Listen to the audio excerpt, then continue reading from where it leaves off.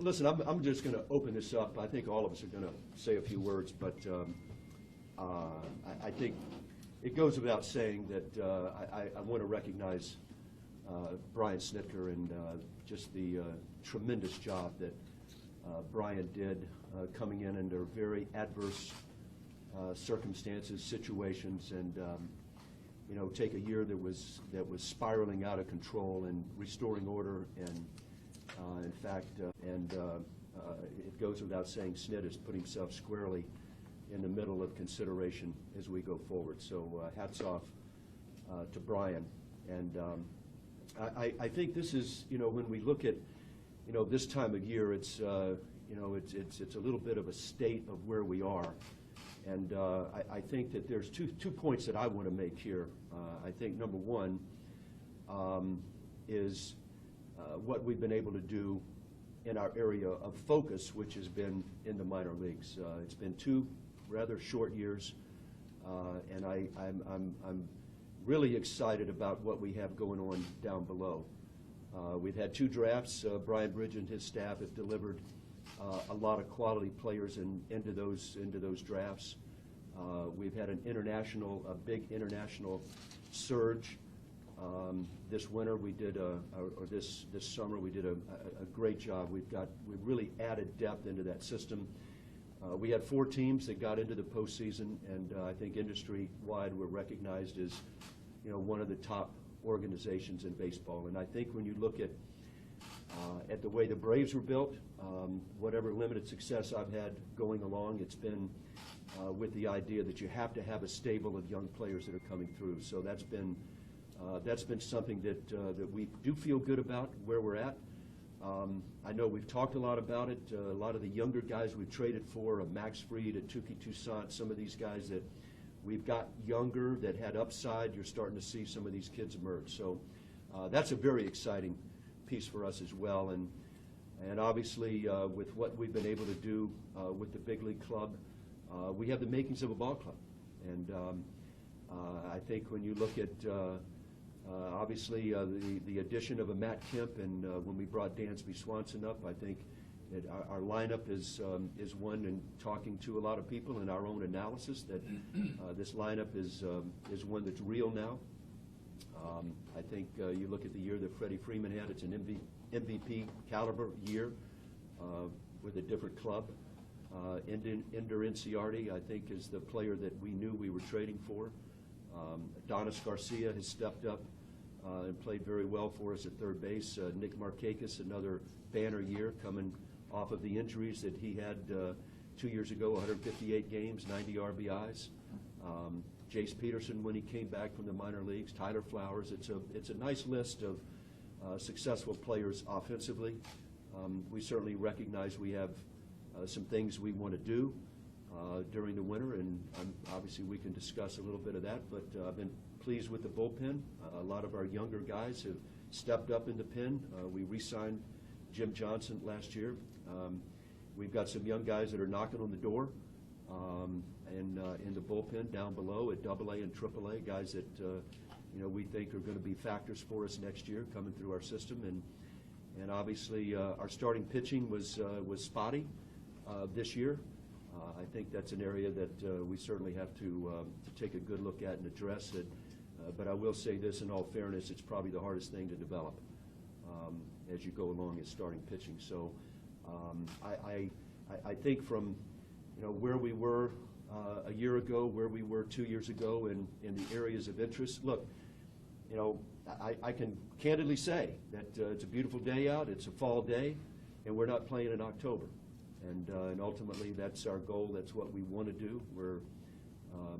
You know, we're going to do everything we can to make that happen as quickly as we can, especially with the excitement of our move into SunTrust Park and some of the benefits that's going to give us. So, you know, quick 2-3 minutes. Johnny, I don't know if you've got anything you want to add.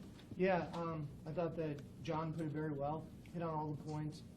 Snit and his whole staff have done a great job, and the way we finished the season is really, really great. Just seeing the way the guys played over these last couple of months and where we came from. It's been a long year, really a long 2 years.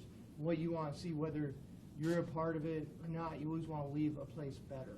And I felt like we got better each year. I know going from 79 wins in 2014 to 67 wins last year, didn't seem like we got better, but we got better. We got very talented, very young players.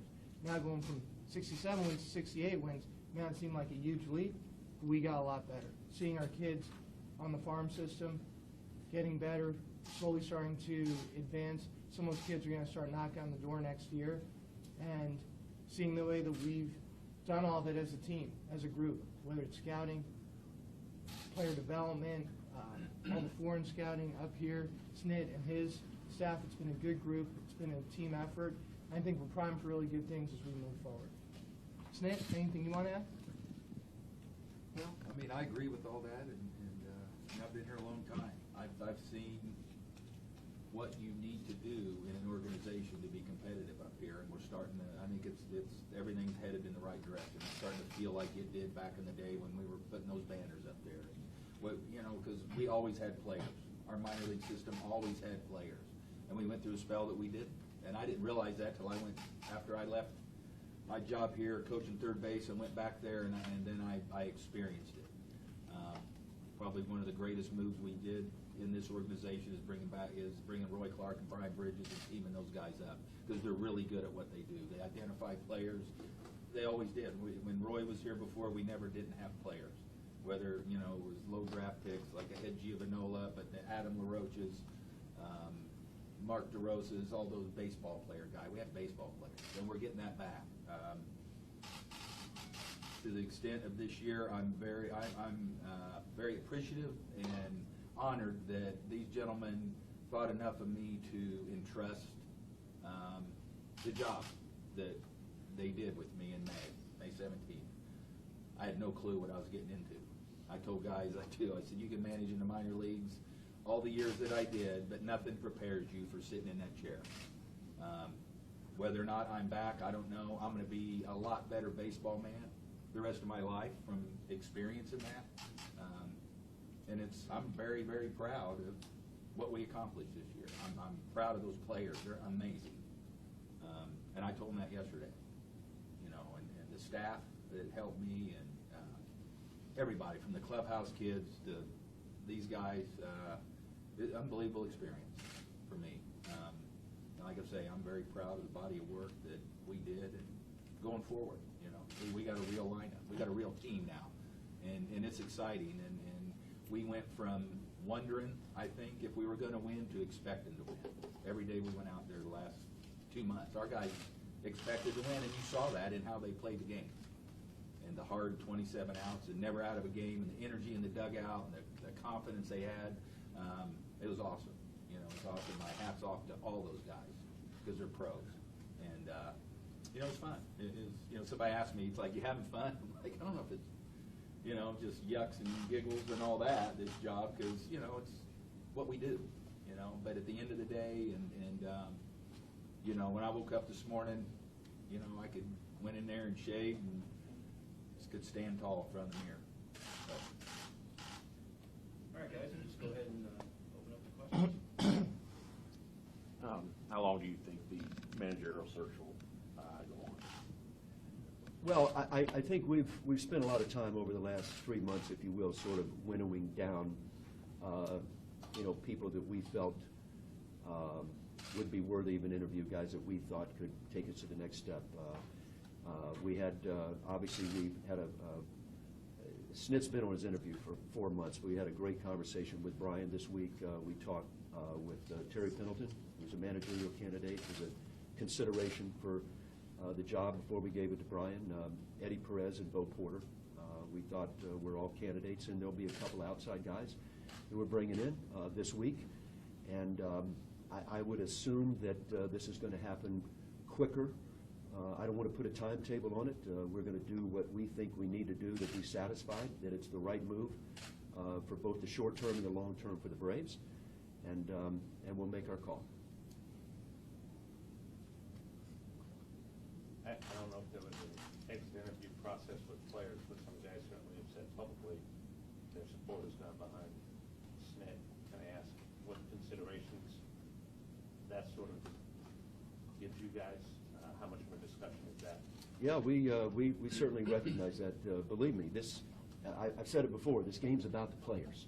It is about the players, and we like our players, we believe in our players, we care what our players say, and I think that is certainly a strong endorsement of Brian from the players. It certainly plays a role, it factors in, no question about it. Snit said the other day, he started to get a feel that this is the job he wanted, over the last 6 weeks, 2 months, whatever. And it kind of, everything changed with the team at that point in time. Do you think his candidacy was even strengthened, obviously with the way the team finished? I do. And again, look, Brian will be the first to admit it, that, you can put Willie Shoemaker on a mule and you're not going to win the Kentucky Derby. I mean, at some point you've got to have, you've got to have players, you've got to have the horses. And I think when you view the job that Brian did with, a club that arguably got better as we started to add in some pieces, but even when we weren't, I think other things you look for, you look off ball, you look at how are the players responding, how hard do they play, how do they bounce back from a loss. You look at all the dynamics, I think, that go into leadership and into being a successful manager. And look, we recognize that no matter what we do this winter, we still probably won't be the odds-on favorite for next year, no matter what we did. It's a process. I think we're going to need some of these young stars to come up. But in the interim, I think what Brian was able to do was, I think, create a tremendous atmosphere, that the players wanted to play in that atmosphere, and that they responded. And as we got better, you saw these guys go out against good clubs and play well. And you look at a lot of factors. You look at those intangibles that are off the field, that are certainly a criteria. Do the players want to play? How hard are they going to play? You look at in-game moves. You look at what in-game moves does the manager have? Who's he going to when he goes into 7th inning? What's he look at? And part of what I think Brian did was that he put some confidence into some of these young bullpen guys. You look at the emergence of Mo Cabrera and Jose Ramirez. Obviously, it was a hard blow to lose Viz with some injuries. You look at a Jim Johnson to settle the roles in, Ian Kroll, the emergence of these guys. A lot of that's the confidence that the manager gives them, puts them in roles. They fail, behind the scenes. There's a lot of conversation going on. We knew coming in that Snit had that over a 40-year period as a manager. I mean, 40 years with the Braves, probably, 30 years as a manager, 25, 30 years. You and I, we managed against each other in the 80s. He was in Durham with a stacked club. Mine wasn't that good, but we did do battle. But that's what Brian does. He, that's how he manages, and so we obviously look at all of that, and we certainly recognize the job that was done there. John, kind of at mid-season, when it was off-season priorities were brought up, and we usually mentioned third base and catching, and it seemed to have evolved during the second half, as Adonis did play real well, and you got, I think, more out of your catchers than maybe anticipated, the backups.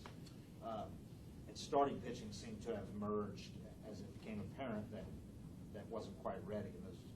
Is it safe to say that starting pitching is now maybe the number one priority, personnel-wise?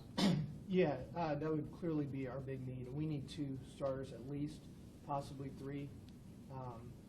It was something, as the season's gone on, at third base, we've been very pleased with the job that Adonis has done.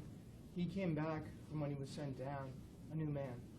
Offensively, defensively, played very well. There's a need to get a catcher to help Tyler Flowers. We like Tyler Flowers a lot. Tyler Flowers had a great year for us, works great with our staff, hit 270, had a really nice year. That isn't a knock on Tyler, is a knock on anybody. We want to see what's out there. There's not a whole lot of catching out there. If we can find anything, we're very happy going with Flowers as well as with Recker. They both did a real nice job for us, and it's kind of like anything else. You want to see what's out there. You just want to at least explore, and you don't know where it's going to go. We don't know what type of trade possibilities may end up being out there. We don't know what type of free agent possibilities may be out there. there may be somebody that we thought would price themselves out that comes in at a great bargain deal, and we want to stay flexible and keep options for that. But those are probably the two main needs, and for us, there's probably a feeling we'd rather fill it via free agency rather than trades, due to the fact that we've worked so hard to add all this young talent, to add all these prospects. The last thing we want to do is trade away 3 or 4 of them that we really like so that we can get a quick fix. Everything we've done has been the hard way. It's been built for the long haul. There haven't been any quick fixes. There hasn't been anything easy. And I think that's why we're going to build something that's going to be long-lasting. And when you say you need 2 at least, and maybe 3, would that, you're not necessarily saying 3 frontline guys. In other words, like a Cole Minter could be that 3rd guy, or Yeah, I mean, it'd be great if we could get 3 frontline guys. Right. I don't see them out there. Just 3 starters, period. You know, the big thing for us is because of where we were and the trades we made and and all of that, there was a lot of opportunity here for some young arms. Some of them really took the opportunity, some of them are still taking to it. We still really like all of our young arms. Sometimes force-feeding them isn't the way to go. And this will give them more opportunity to keep growing if we can add some stars around them. It will help them get better, and it will help us get better. I think this, and obviously there's no guarantee. I mean, if you looked at all the clubs that are out there, everybody's going to say, we'd like a starter, and you guys can go look at the list and see what the list is. I think there's a lot of appeal here for us, and I think to John's point, and I think this is a very subtle point for where we sit going into 17, that we've had a lot of internal meetings. We're going to continue to have our organizational meetings. We're going to look at the landscape. But I think the one thing that Johnny said that was powerful is that a lot of these young players that we have, they're still young, and we don't know, it's not like we've let them get to the point where we really have a full idea of what they are. There's a lot of talent and a lot of these great makeups and good bodies and gifts, and to jump short, to take a short-sighted view into young players when clubs were in a different situation that we like very much.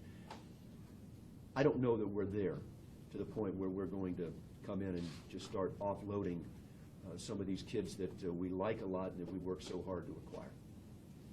Where does things, how much, I'm not giving you like a figure, but I mean, I would assume you all have some salary. When you talk about free agency would be the, place you want to go. There is money available moving into a new stadium, and where you all set yourself up role-wise to.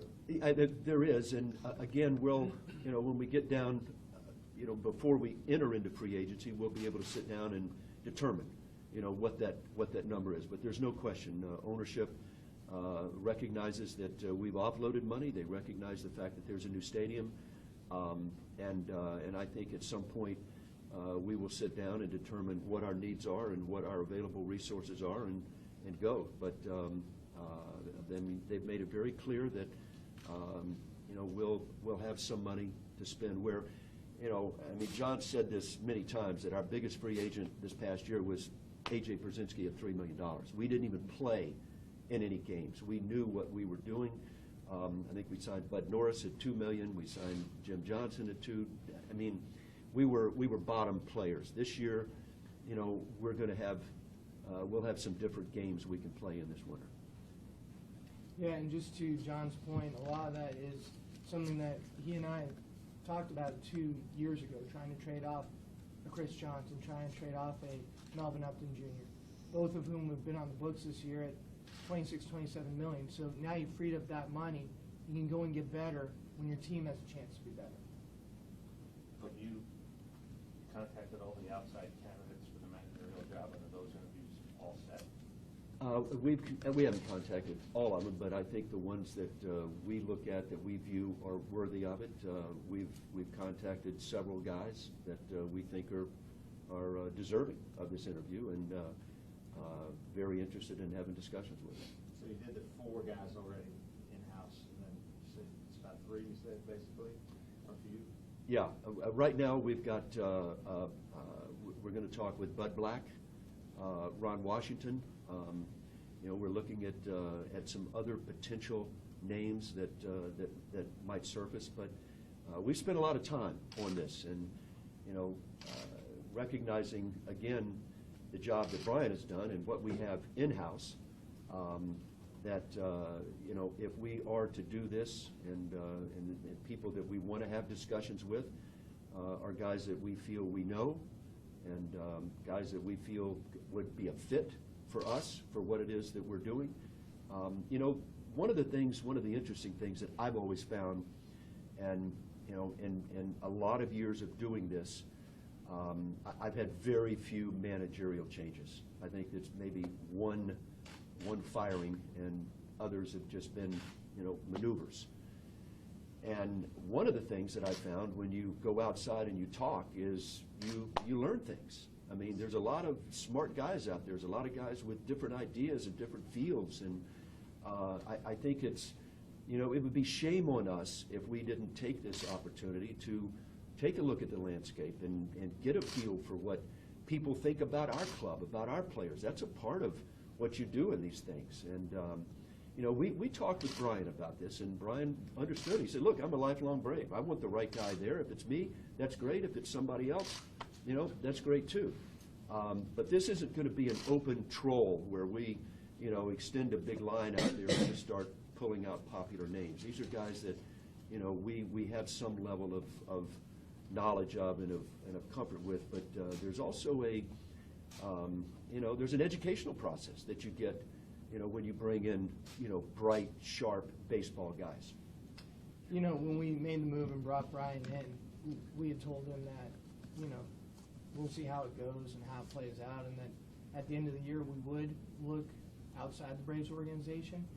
And I talked to John 3 or 4 times a day. I talked to him more than I talked to my wife, and each day we talked about the great job that Brian did. And we also talked about other candidates. There were probably 40, 50 names that we would go through over a period of 3-4 months. Why do you like this guy? Why do you not like this guy? What does he bring? I think with the job Brian's done, it'd be very tough for us to bring in a first-time manager if we didn't go with Brian.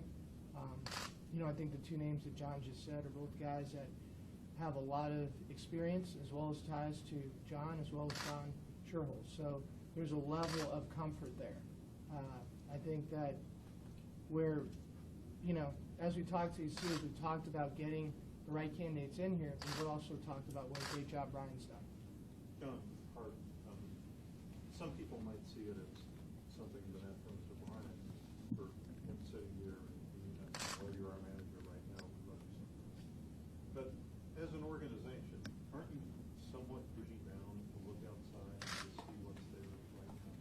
Mark, I feel that way, and I think we have had, believe me, we've had this discussion, closing the doors and talking about it, and again, you're right, Brian's sitting here, but, we've, there are no secrets here. Brian understands just that very dynamic, that, this is it's an opportunity for us to have a lens, a different lens to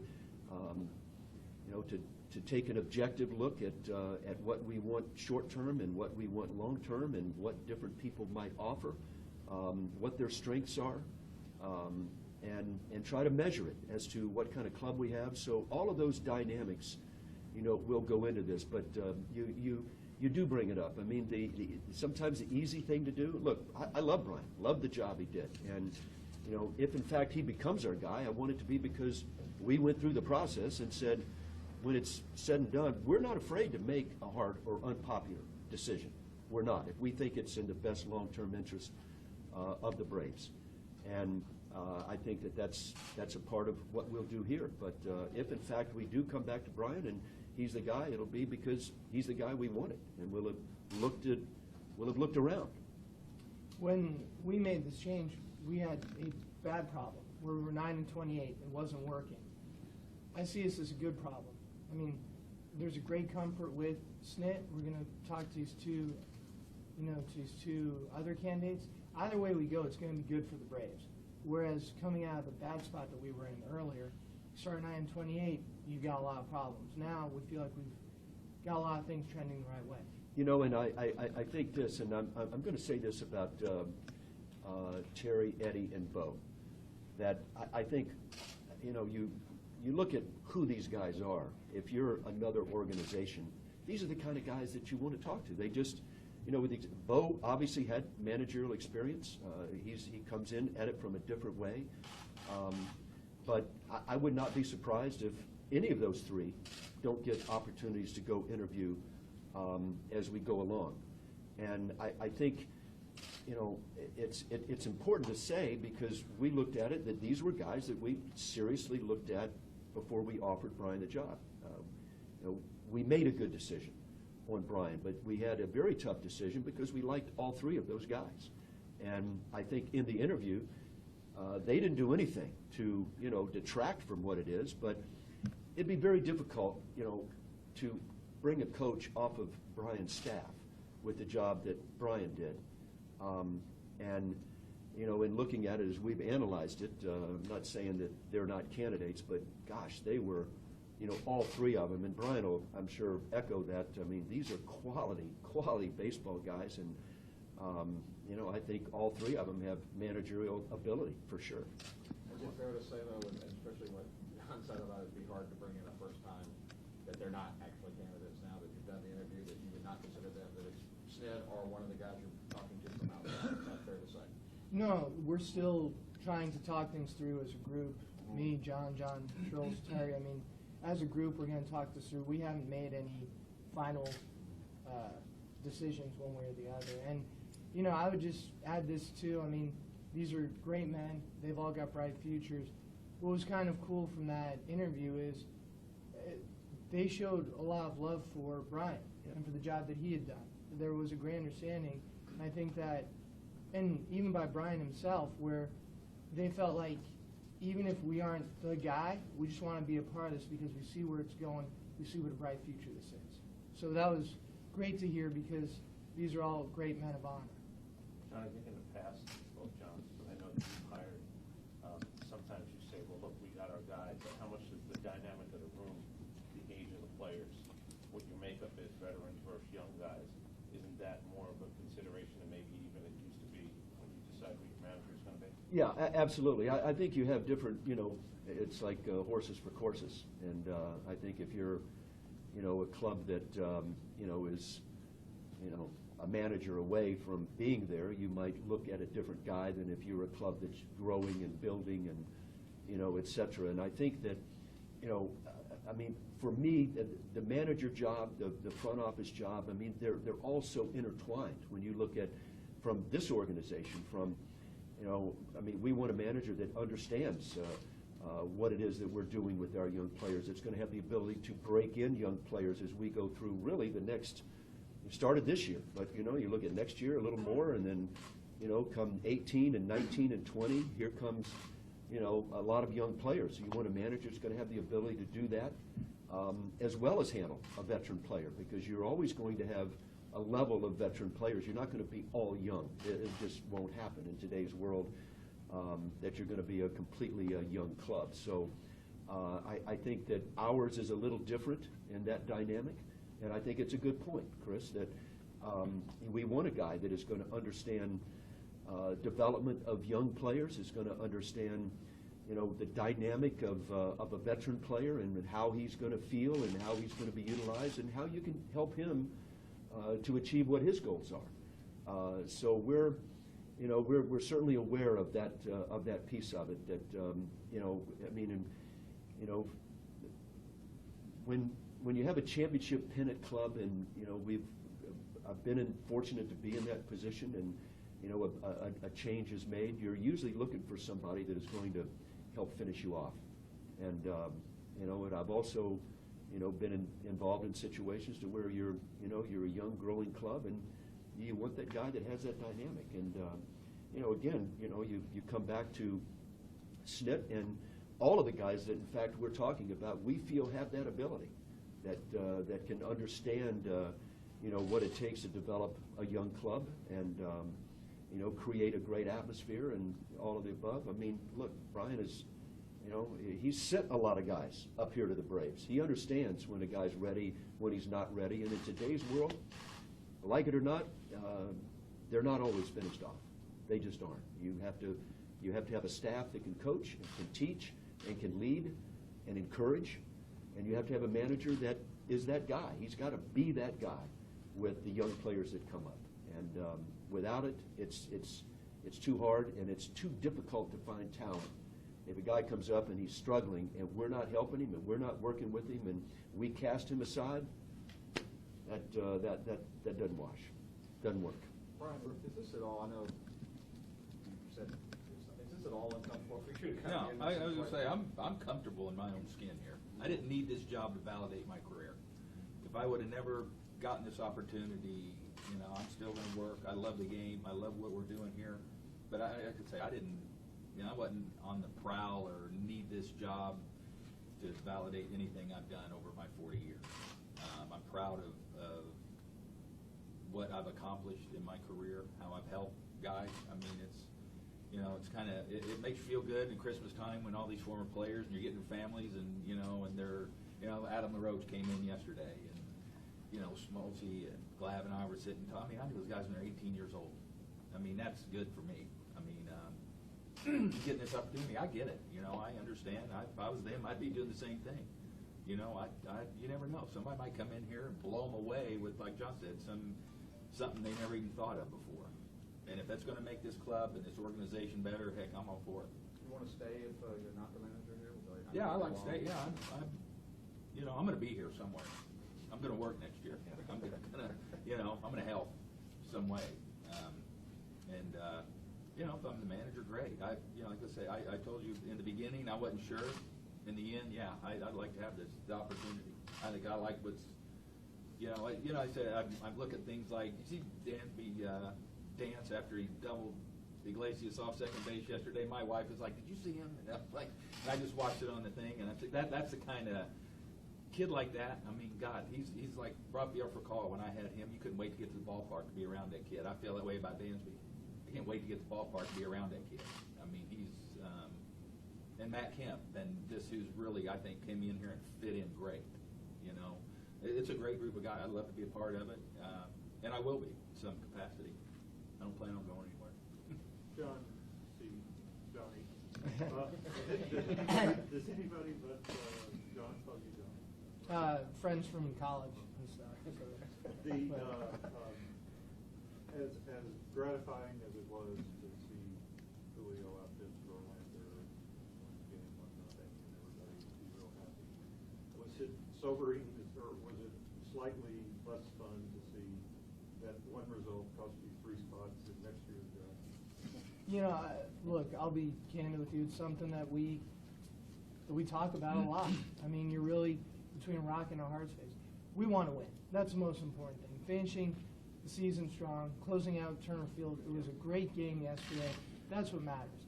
I wish that the other teams had closed out their seasons the same way that we did. That didn't happen and ended up costing us a few spots. We found talent in a lot of ways. We've got great scouts. We've got great player development. We'll find a way. Would it be easier? Would we have roughly $4 million more? Not that I calculate or anything. Yeah, that's all true. But we will find a way. I'm very happy with the way we ended the season. If you'd have played that last game, you could have passed 2 more on the night. You were half a game behind 2 others. Yeah, Made the it's- playoffs if you played 3 more. Yeah, and I'm very happy with the way the season ended. I mean, that's the bottom line. So. John, you talked about the uncertainty with Hart, or not with Hart, with TP and the other guys. Will you wait to get another manager, or to name your manager before deciding what you do with the coaches? We will. I mean, we've had a lot of discussions about our staff, but I think it's unfair. I mean, there's a lot of guys we want to bring back, and this is not going to be a blow up by any stretch of the imagination. Don't even think that's going to happen. And I think that's going to be a part of our managerial search, that we're not looking. We're happy with a lot of things we have going on here, but I think it's only fair that the manager has some input. There's things that Snit would going to look at, and if in fact he's the manager, that we'll talk about and determine, and we'll look at it both the ball club, we'll look at it organizationally, we'll take a variety of things, but I don't want to put the cart before the horse. And I realize that, you know, some of these guys are going to be in a little bit of a limbo for a few days. You know, that's a part of the business that we're in, and it's not something that we're going to leave anybody out there hanging or, you know, stretched out. But I think that would be putting the cart before the horse. Have we talked about it internally, about a lot of dynamics and different dynamics? We sure have. But I think it's a part of, you know, what we do once we decide on that manager. Coppy, you have been in the clubhouse for the last 2 seasons. Can you just differentiate what you felt, you know, over the course of this year? We know it's a big difference from last year, but as this season progressed, how did that clubhouse change? Yeah, you know, it was a long year. You know, you think about the start of it, you think about in Pittsburgh when we made the change. It changed a lot. Really, the 2 key moments for me, well, 3. First is when we brought Brian in, and from the first speech he gave, John and I were both there for it. It was a great speech, and the team really rallied around it. The second big thing, I think, was the Matt Kemp trade. Matt Kemp has been great for us in every facet. He's played very well. Teammates cared greatly for him. I mean, he's a nice guy. And the third one is when we called up Dansby Swanson. I think you're seeing some of these pieces, the way all of that balances out our lineup. And, you know, we're a proud franchise. We want to win. We've gone through, and really, you know, we were 500 for the first half of 2015, 500 for the second half of 2016. But what we went through in the second half of 2015 and the first half of 2016 was really hard. I mean, you know, Terry, John are winners, and you hate going to the park every day feeling it's almost like a dream you can't wake up from, or some kind of a hopeless situation, but it was what we had to do. Coming in now, you see a lot of people happy, upbeat, positive, and I think that they understand that they can do this, that they are a better team, that they aren't 9-28 or 23-52, which is what we finished last year. So seeing the way it's turned around, you know, being in there, being on a lot of the trips and being down there every day, you know, it's great seeing it for the. But the ability to go into guys and say, we have something, I hope you see it. Freddie Freeman said something last week that just to be respected again, guys on the other side of the field say we can't just roll it out tonight and win. I'm assuming that's also a plus as you hit free agency, that take the record out and just say, look what we're doing here, we want you to be a part of this. How much does that matter moving forward? It matters a lot. I think that, you know, I mean, guys get to free agency and they have a choice. That's part of the business. And when you're in free agency, for us, we know there will be competition for those particular players. And you're right. If a guy is all about, you know, the bottom line, you know, at some point you walk away from it. But I think that, you know, with what our club has, the talent, I think a lot of these guys are smart now. They'll look and see what's coming down below. They can look back and say, these guys got a full system. They look at the Major League club and they go, boy, they had a good second half. There's a lot of good guys there. They're going to look up and see a new ballpark. Don't underestimate, you know, that piece of it. Our location, you know, where we are. I mean, it's the Braves. And John again said another, you know, powerful point, that with all that great success, the Braves still carry, you know, if you will, a sort of mystique. There's still a lot of attraction for the Braves. And I think what we've done over the last 2 years, you know, it was one where we didn't just happen into it. We said we have to do this to get back to where we're going. And I think those in the baseball world recognize that. They look up and say, this club made a tough call. They had to make a tough stance. They had to do some difficult things. And in short order, they've positioned themselves back onto the map again. You know, instead of it being a 5-year dip, it's going to be quicker. So I think that you're right. If it comes down to the last and ultimate bottom line, I've lost a lot of players for that. But we're not afraid to talk, and we will have a lot to sell when we talk free agents, and we bring people in to come look at Atlanta, come down for a visit, if you will, and you take them over to SunTrust Park. and you let them see what the dynamic is. You have some of your players there. You know, a guy like Freddie Freeman that, as I said earlier, you know, you put him on another club in another city and, you know, in another year, it's an MVP kind of year. It's just that way. The guy was spectacular. We have star players. We've got good guys. It's all part of it. It's all a part of it. And we'll have some money. It's not like we're, you know, but again, you know, I don't want to win the December, you know, World Series.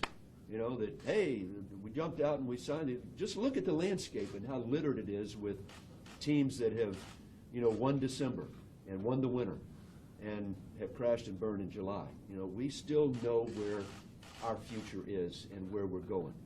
We want to take a big step forward next year? You betcha. We do. Are we poised to do that? We are. We'll see how it plays out this winter. John, when you, Hart, when you took over 2 years ago, and you entered into this reset, I know these things don't go according to the timetables, but you had to think that it was going to be not a quick process. Do you think what John has done in his acquisition has put you in a place, a better place faster than you would have imagined? Very powerful words, Mark.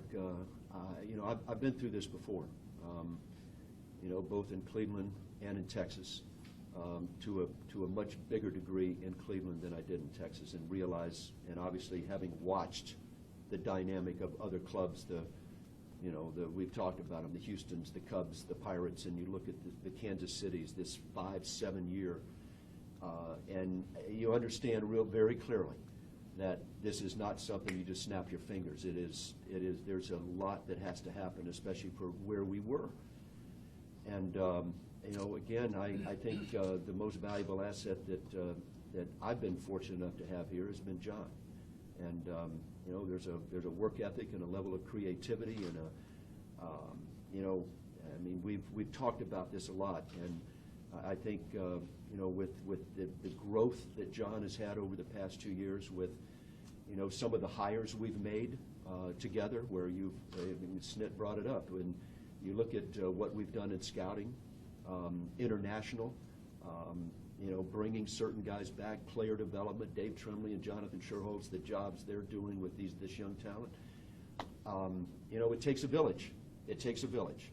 And that was a big part of what we wanted to do, was to put the right people in place, empower them to do their jobs, and at the same time to be, you know, John used that word. I mean, there are times when, you know, we've both, you know, driving home have looked at it and said, boy, this is painful, it's tough.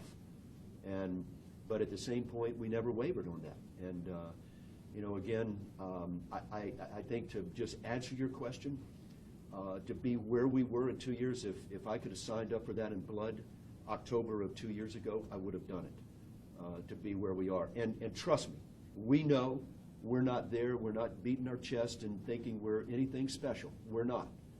But from where we were to where we've come, it's a lot closer to where we need to get to, you know, than what I would have imagined.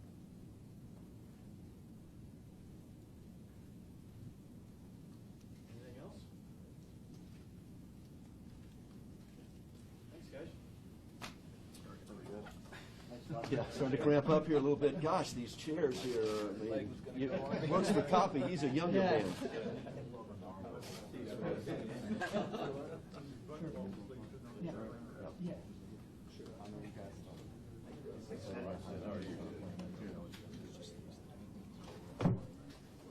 We think it's going to play similarly to what we have here, maybe slightly more friendly, but overall it's going to be probably more pitcher friendly.